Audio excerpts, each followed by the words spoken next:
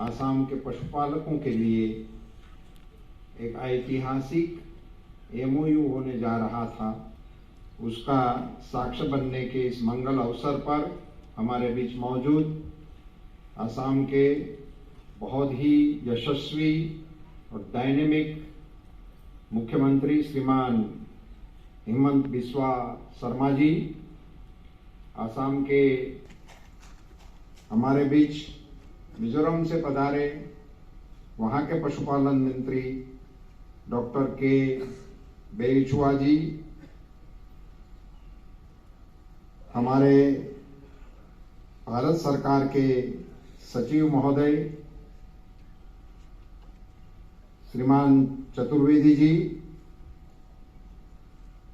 पूर्व में मेरे ही विभाग के साथ जिन्होंने बहुत ही अहम प्रोग्राम भारत सरकार का और हमारे प्रधानमंत्री जी का जो प्रधानमंत्री फसल बीमा योजना, जिसका बहुत सुचारू ढंग से संचालन किए थे, ऐसे हमारे सचिव डॉक्टर अशोक कुमार भूटानी जी, हमारे संयुक्त सचिव श्रीमान जी,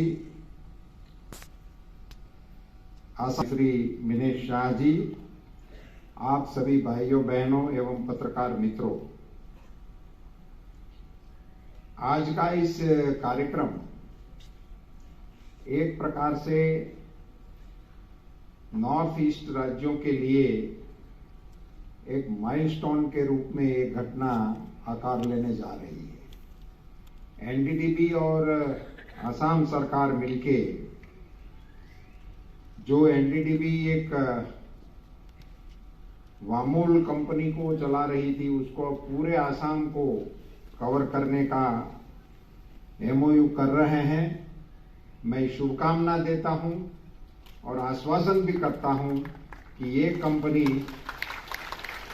इनके सभी लक्ष्यांकों को समय से पहले हासिल कर ले, उस प्रकार की मैं इनको शुभकामनाएं देता हूं।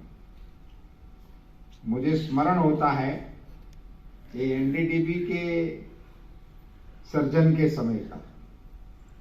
उस समय हमारे प्रधानमंत्री जी गुजरात पधारे थे, श्रीमान लाल बहादुर शास्त्री जी।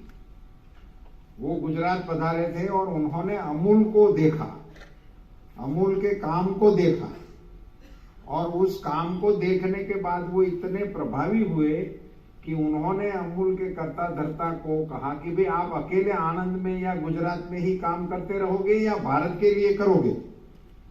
और उन्हीं के कहने पर डॉक्टर कुरियन जी को भारत में बुलाकर ये NDDB की स्थापना की गई है। और पशुपालन विभाग और मंत्री डांगरिया श्री के बेशी हुआ, honourable minister for animal husbandry and veterinary, government of Mizoram, Atul Chaturvedi, आमार भारत सरकार पशुपालन विभागर सचिव, आमार মাজত उपस्थित मिनेश शाह, चेयरमैन NDDB, असम सरकाৰৰ अतिरिक्त मुख्य सचिव मनिंदर सिंह डांगरिया, भारत सरकाৰৰ पशुपालन विभागर जुटिया सचिव OP चौधरी डांगरिया, असम सरकाৰৰ कृषि विभागर प्रधान सचिव आशीष भूटानी डांगरिया, आदिर सभात उपस्थित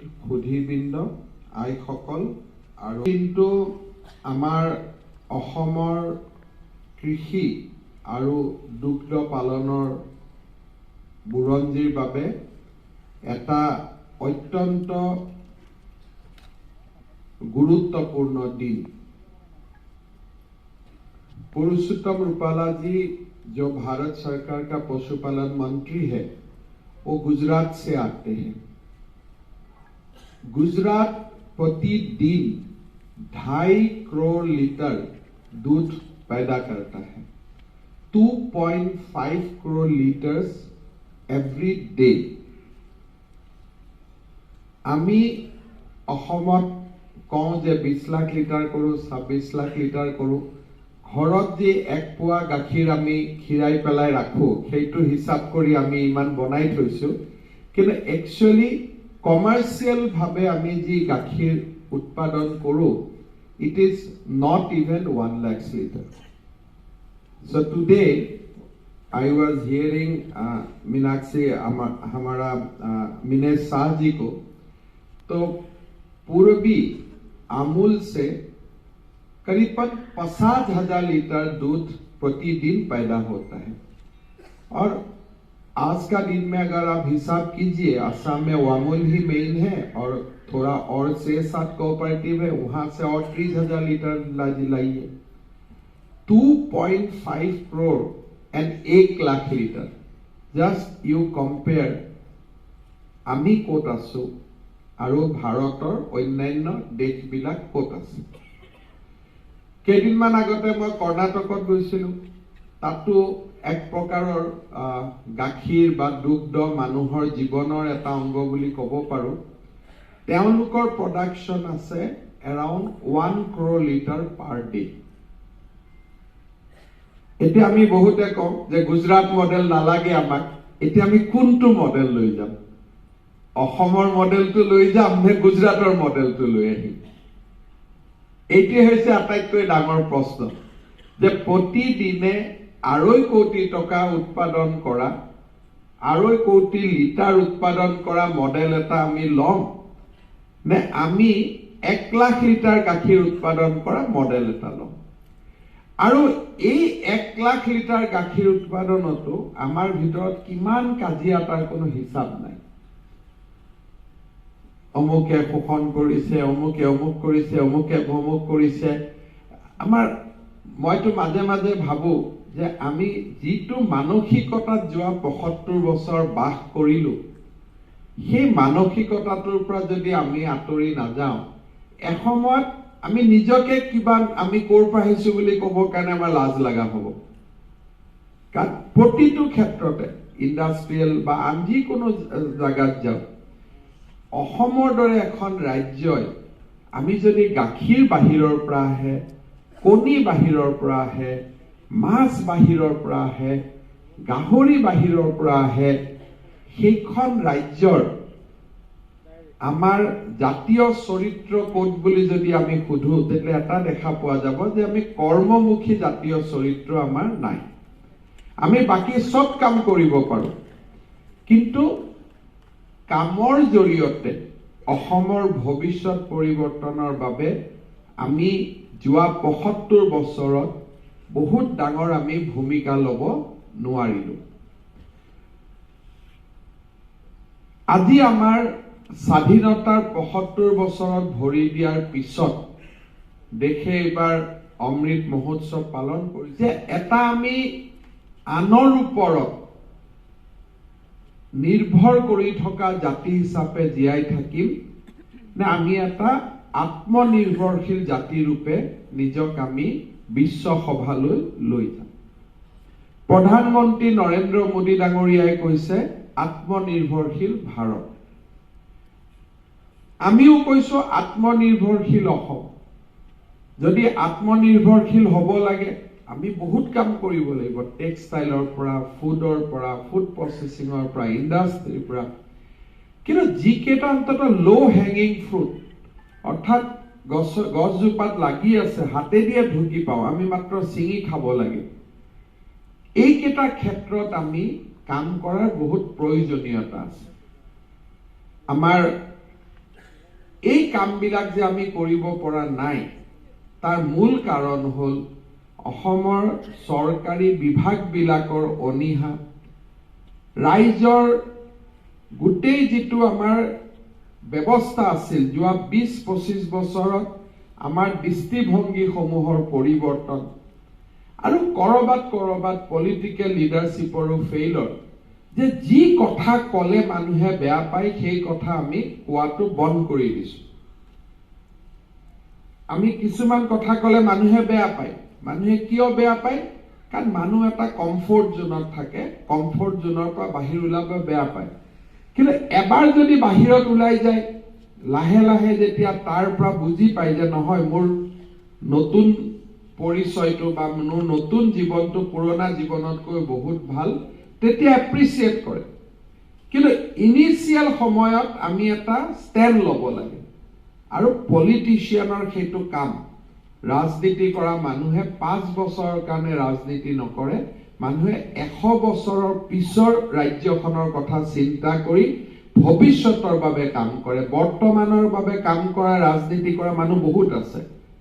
অসমক বৰ্তমানৰ বাবে কাম কৰা ৰাজনীতিবিদ নালাগে, আমাক ভৱিষ্যতৰ কাৰণে ৰাজনীতিবিদ লাগে, যোনে আমাৰ নতুন প্ৰজন্মক এখন নতুন দিগন্তলৈ লৈ যাব।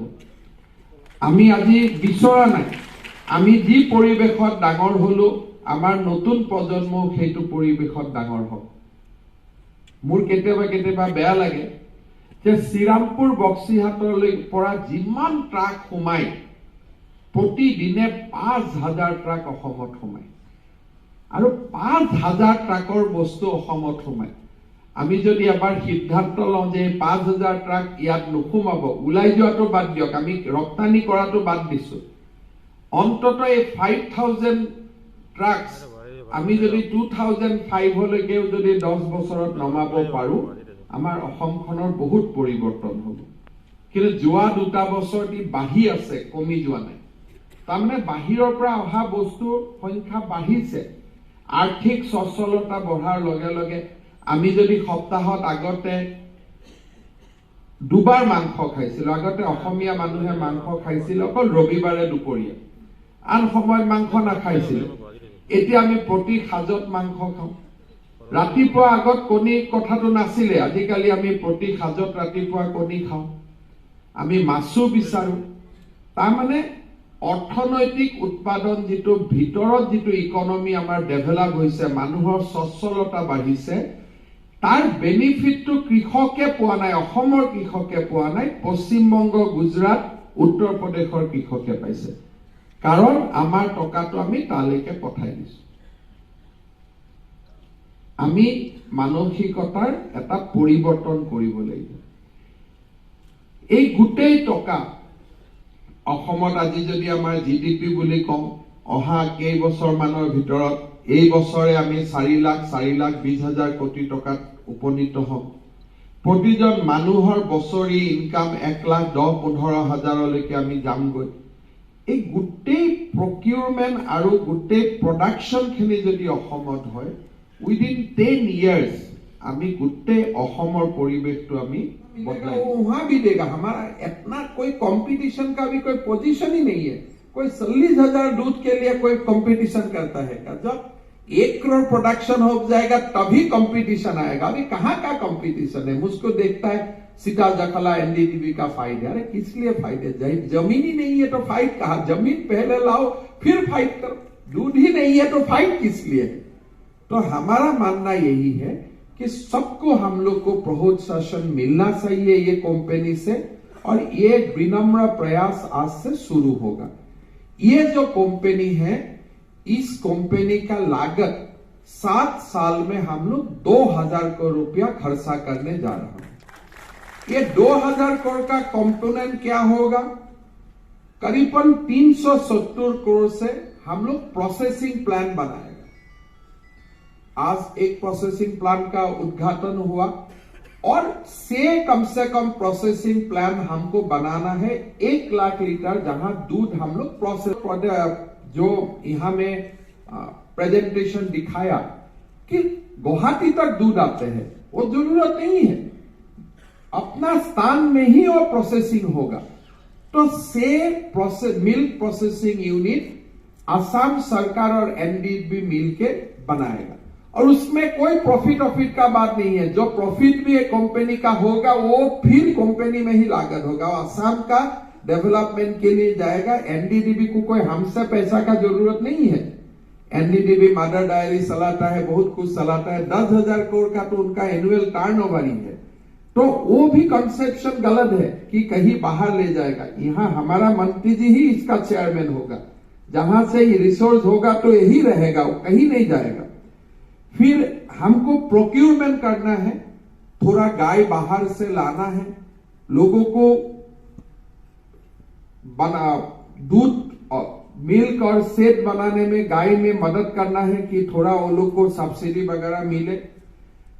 अच्छा ब्रीडिंग करना है, यहां में टेक्नोलॉजी का थ्रू से मार्केटिंग करना है, न्यूट्रिशन का देखभाल करना है, और गाय का हेल्थ का देख रखाव करना है। और एक बहुत बड़ा कंपोनेंट यहां हम लोग लाया हो, ये है जो कभी कभी ऐसा माहौल होता है कि प्रोडक्शन हो गया, प्रोडक्शन कॉस्ट आ गया 42 रुपीज, लेकिन उस समय का बाजार ऐसा हो सकता है कि बाजार में 38 रुपीज ही मिल रहा है, तो हमारा फार्मर्स 5 रुपया का लॉस में सेल करना पड़ेगा। ही होगा, ये दूध ही देगा, ये मिल्किंग काउ ही होगा। आर्टिफिशियल इंसेमिनेशन से हम लोग गाय का प्रोडक्शन, मिल्क का प्रोडक्शन बढ़वा सकता हूं। और कोई ब्रीड रिप्लेसमेंट से हम लोग जो आज 2-3 लीटर दूध हम मिलता हूं, उसको हम 20 लीटर तक ले जा सकता हूं। और ये सब कोई सपना नहीं है, हमारा नजदीक गुजरात में ये हो रहा है। मैं थोड़ी लास्ट 1 महीना में जितना लोगों को गुजरात भेजा हूं, सभी लोग आके बोला है कि यह संभव है। अभी हम लोग गोरुखुटी में गिर गाय लाया हूं, तो हमारा आदत ही है 2 लीटर दूध को निकालना। जब अभी 20 लीटर निकालना पड़ रहा है, उसके लिए भी ट्रेनिंग देना हो रहा है कि भाई निकालने का तरीका भी अलग है, वो वाला तरीका से हम नहीं निकाल सकता हूं। अगर वो वाला तरीका से निकालूंगा तो गाय का अंदर दूध रह जाएगा और उसी से गाय का बीमार हो जाएगा, इसलिए जो भी दूध है उसको निकालना पड़ेगा। जी ने भी जिक्र किया है जो टेक्नोलॉजी है, और टेक्नोलॉजी का जो इंटरवेंशन हमें किसानों के दरवाजे तक पहुंचाना है, और कई टेक्नोलॉजी हमारे पास कई समय से है, मगर अभी तक वो धरती पे नहीं उतरी है। मैं आशा करता हूं कि आसाम सरकार के विजनरी मुख्यमंत्री श्री के नेतृत्व में एनडीडीबी के सहयोग से सभी दोनों मिलाकर, यहां मुझे सुबह बता रहे थे कि हमें 500 गिर ब्रीड की गाय गुजरात से इधर लानी है और यहां इनको स्थापित करना है। हम जरूर वो मुहैया कराने की भी कोशिश करेंगे, मगर हम तो ये चाह रहे हैं कि यहां आसाम में ही गाय के प्रोडक्शन का काम शुरू हो, यहां ही प्रोडक्ट हो, अकेले आसाम के लिए नहीं, पूरे नॉर्थ ईस्ट के लिए यहां से गाय प्रोडक्शन करने का कार्यक्रम चलना चाहिए।